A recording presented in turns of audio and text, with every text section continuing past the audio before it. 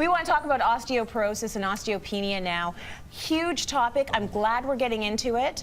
Let's talk about what it is and what you might be able to do to stave it off. Absolutely. I think we underappreciate our skeleton. And I think there's a reason for that. I think, A, we don't maybe get as much education around our bones as, we do our circulatory system, our brain, and perhaps our muscles. Yeah. I think that we have this misconception that, when we're born with the bones that we ultimately have, and then maybe they grow a little bit. We're told to drink our milk and have our cheese through our childhood. Yeah. But then that's it, and they're dead material. But, I want to sort of debunk that misconception and suggest to you that they're very much alive. Bones work in a manner of constant, what's called osteoclastic and blastic effect. Okay, that means stuff is always mineralizing and demineralizing on and off your bones. And that works like this. Simple demonstration. Walking. Okay, jumping.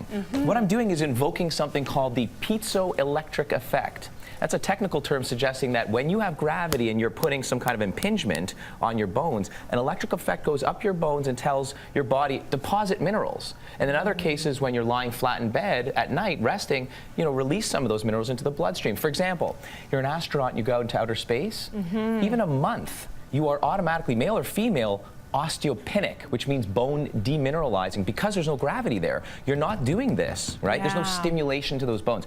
Now, furthermore, when you don't have an appropriate diet and or exercise routine, you're constantly in demineralizing form, okay? So we have this lack of appreciation we got to get back, and it's maybe this age-old rhetoric of getting up and at 'em, but it's really true, especially when it comes to bones, if you don't later on want to end up in the hospital with a fracture. Let me just suggest this.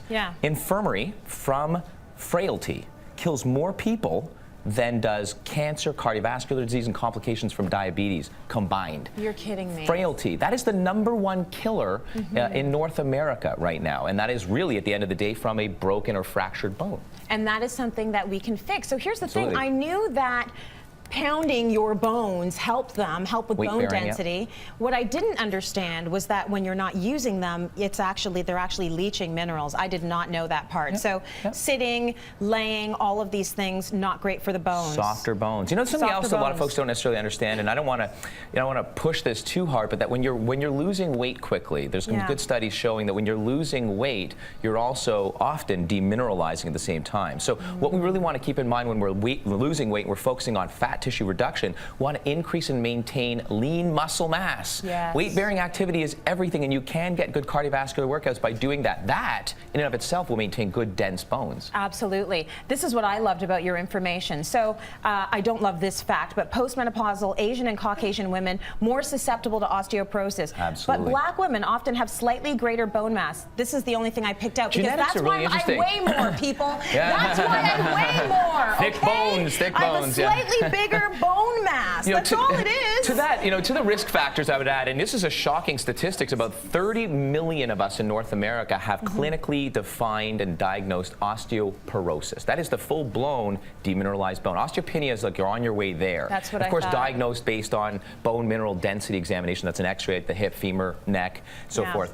But here's what's really exciting is to know that genes that control our bone density have been identified, and one in particular called the VDR, or vitamin D receptor gene, which you can look at, in fact, and get tested, identifies about 75% of your overall risk. This is why we hear vitamin D is so important for us, among other minerals we'll talk to.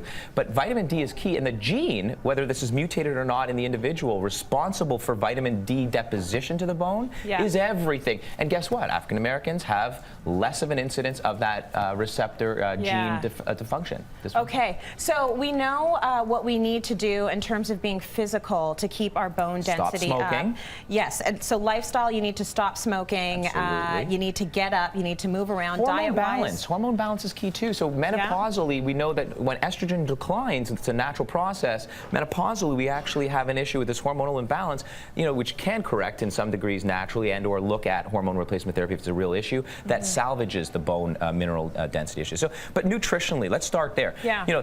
People might look at this and say, well, how would I get all of this in my diet? Green leafy vegetables, which contain lots of calcium and other phytonutrients, magnesium. I want to underscore underscore the importance of magnesium as well. But lots of vitamin K. Vitamin K knits the bones. This is really important. I want you folks to understand that this is how much I want you to have every single day minimum.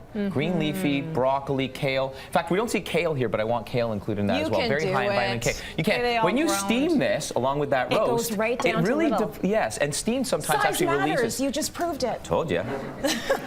I also want to. You can take all of this. How you use it.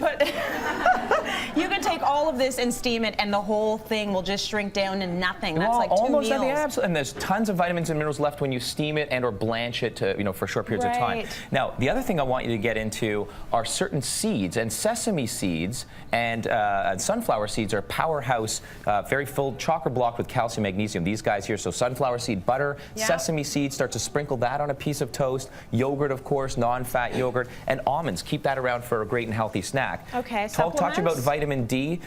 Magnesium, we always hear about calcium. We need about 1,500 milligrams of calcium, that's true, with vitamin D, that's important. But we don't hear enough about magnesium. Most of us are deficient in magnesium. Furthermore, trace minerals, boron, strontium, manganese, these are also really key. And lastly, I'll just say, evening primrose oil in combination with fish oil, that in studies have shown to help to absorb all these nutrients better and get them to the bones where they're supposed to be. Okay, take care of your bones, people. Let's go to break. More coming up.